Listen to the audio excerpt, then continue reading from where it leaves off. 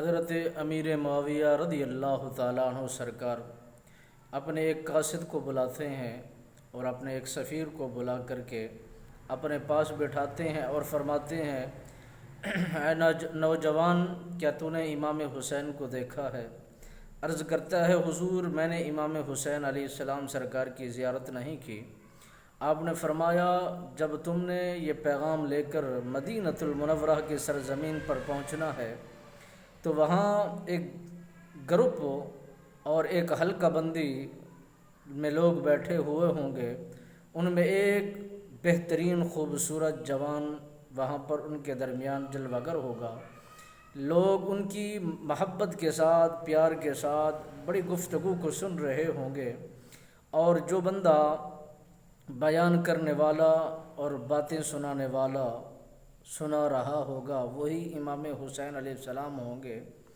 تو جو قاصد مدینۃ المنورہ کی سرزمین پر پہنچتا ہے تو لوگوں کا ہجوم دیکھا،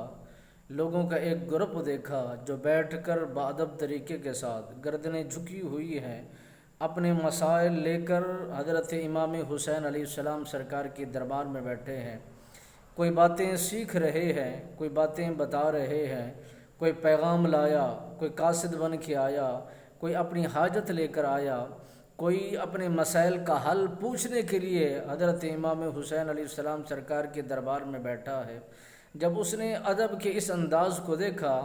تو آپ سمجھ گئے کہ یہی غلام، یہی سردار ہے اور یہی آقا ہے جن کی طرف حضرت امیر معاویہ علیہ الرحمہ سرکار نے پیغام بھیجا ہے۔ اور اس مرد مجاہد نے جو پیغام حضرت امام حسین سرکار کی طرف بھیجا تھا، جب اس قاصد نے آپ کی طرف وہ پیغام بھیجا اور آپ نے اس قاصد کے پیغام کو سنا تو دل و محبت کے ساتھ بڑے خلوص اور بڑے پیار سے ان کے سلام و جواب لیا اور ان کی بات کو سنا اور اس کا جواب لکھ کر اور آپ نے روانہ اس قاصد کو فرمایا۔